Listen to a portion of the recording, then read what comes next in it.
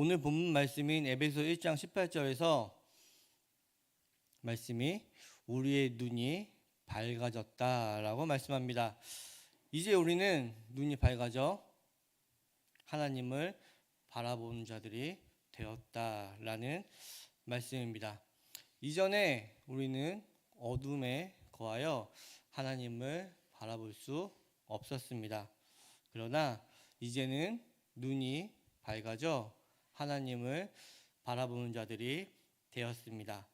주님의 부르심은 본문 위 4절을 보면 창세 전에 택하여 주셨다라고 말씀합니다.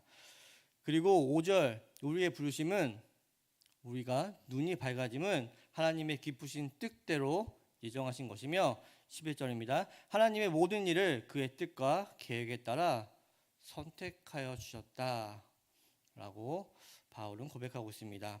즉 우리의 눈이 밝아진 것은 창세 전에 하나님의 기쁘신 뜻으로 하나님의 계획 가운데 이루어진 일이란 말입니다. 본문 말씀 에베소 1장 18절 말씀을 다시 보면 우리는 눈이 밝아져 소망을 품으며 살아가게 되었고 하나님의 기업의 영광을 풍성하게 받은 자가 되었다라는 말씀을 하고 있습니다. 우리의 구원은 창세 전에 이루어졌습니다. 그것도 하나님의 기쁘신 뜻 가운데 이루어졌습니다. 그래서 우리는 눈이 밝아져서 하나님을 바라볼 수 있는 자가 되었고 우리는 소망을 품을 수 있는 자가 되었습니다. 그 소망이 하나님의 기업의 영광을 풍성하게 받는 것입니다. 이를 위해 우리 주님께서는 이 땅에 오셨고 십자가에 달려 돌아가셨던 것입니다. 맞습니다. 우리가 누리게 된 구원은 우리의 뜻과 의지와 능력과는 아무런 상관이 없습니다.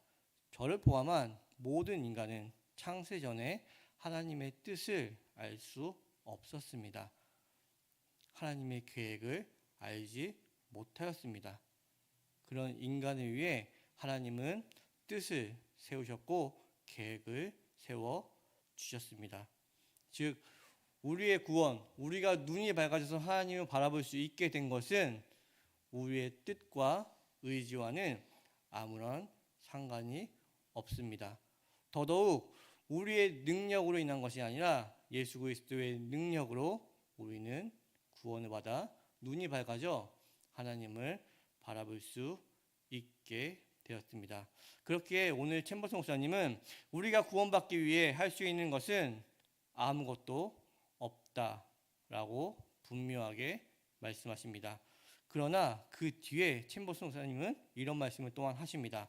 우리가 받은 구원을 위해서 우리는 무언가를 드러내야 하고 또 무언가를 표현해야 한다라고 말씀합니다.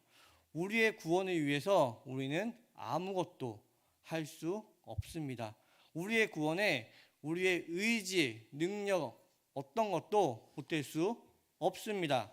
그러나 우리가 받은 구원, 그 구원을 위해서는 우리는 무언가를 드러내고 표현해야만 한다라고 얘기하고 있는 것입니다.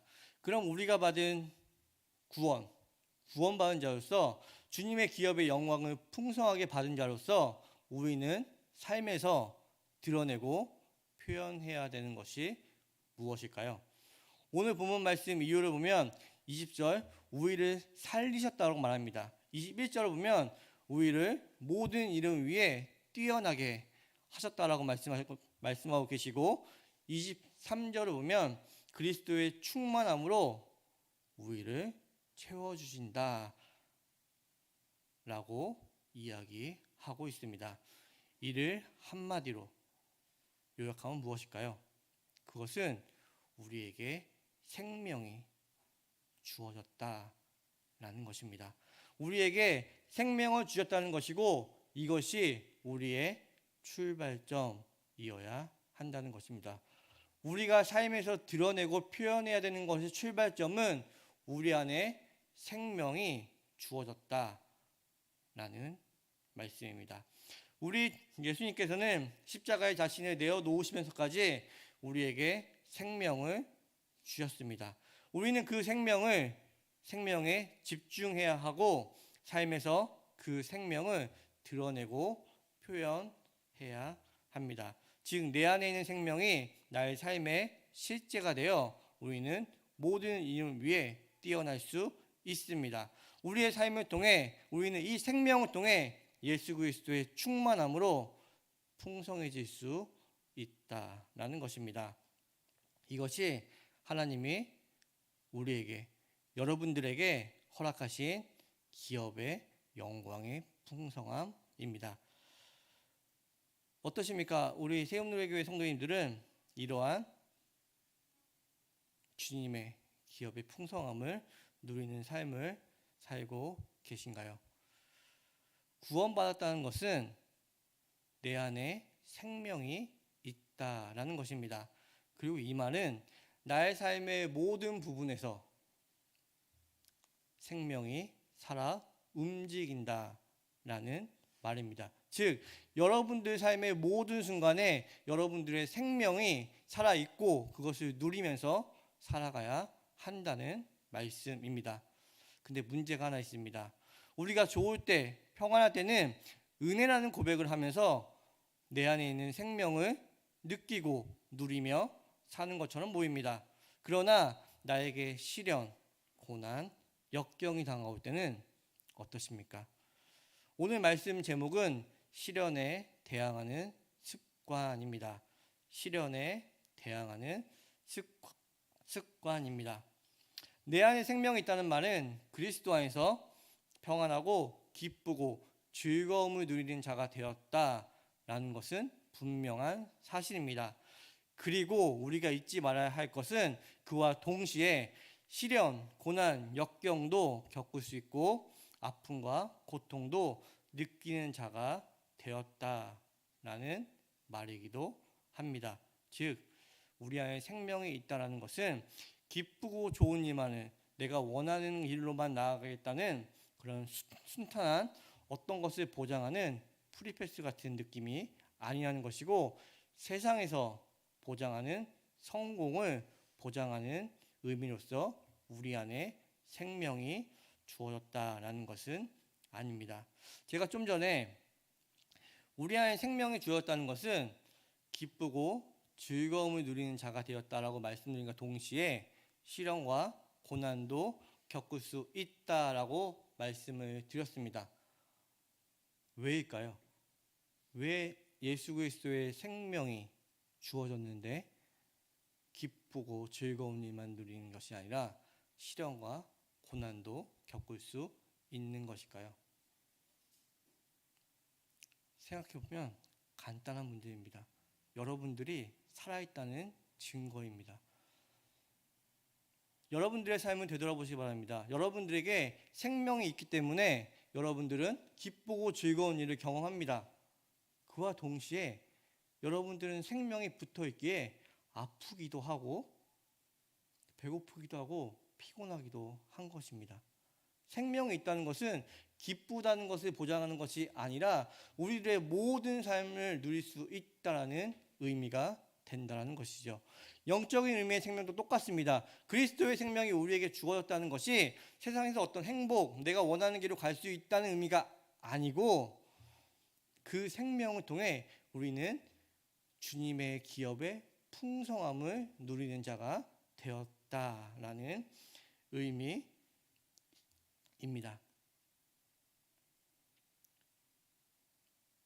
저는 좀 전에 삶의 모든 상황에서 그리고 모든 부분에서 생명을 누려야 한다고 말씀을 드렸습니다. 생명은 여러분들 모든 삶에서 누려야 하는 것입니다. 좋을 때나 시련을 겪을 때나 고통스러울 때나 평안할 때나 모든 부분에서 다 누려야 하는 것입니다. 그러나 좋을 때는 어떻게 해볼 수 있을 것 같습니다. 좋을 때는 은혜를 누리며 하나님의 생명을 누리며 살 수 있을 것 같습니다. 그러나 시련을 겪을 때, 고통을 겪을 때는 잘 안 되는 것이 우리의 현실인 것 같습니다. 그럼에도 우리는 언제나 내 안에 있는 생명을 누리는 자가 되어야 합니다. 그 생명을 누리는 것은 주님의 기업의 영광을 풍성히 누리는 거라고 말씀드렸습니다. 그런데 힘든데 아픈데 어떻게 생명을 누리는 삶을 살 수 있느냐라고 저에게 반문하시는 분도 계실 수 있으실 것입니다. 그거에 대한 답은 간단합니다. 우리 안에 있는 생명은 나 때문에 주어진 것이 아니기 때문입니다. 우리 안에 생명 때문에 나 때문에 주어지지 않은 하나님의 창세전부터 뜻하시고 계획하시고 예수님이 오셔서 예수님의 능력으로 이루어진 그 생명은 나의 의지와 능력으로 인한 결과가 아니기 때문에 우리는 힘들고 아프고 어려운 상황 속에서도 은혜를 누릴 수가 있는 것입니다. 즉 우리의 생명 때문에 예수님이 주신 그 생명 때문에 우리는 힘들고 아프고 어려울 때도 은혜를 누릴 수 있는 것입니다. 우리에게 주어진 생명의 원인은 창세전에 하나님의 뜻과 계획하심 아래 예수 그리스도의 능력으로 인한 결과임을 기억하시기 바랍니다. 우리 안에 생명을 주신 이가 하나님이십니다. 그렇기에 우리가 삶에서 생명을 누리는 것과 또한 여러분들 각자의 능력과 상관없이 우리는 삶에서 모든 순간에 우리의 생명을 누리는 자가 된 것입니다. 이 말은 우리의 생명은 우리로 인한 것이 아니기 때문에 우리가 선택해서 우리가 은혜를 누리고 싶을 때 우리가 생명을 누리고 싶을 때만 선택해서 누릴 수 있는 것이 아니다라는 말로도 이어집니다.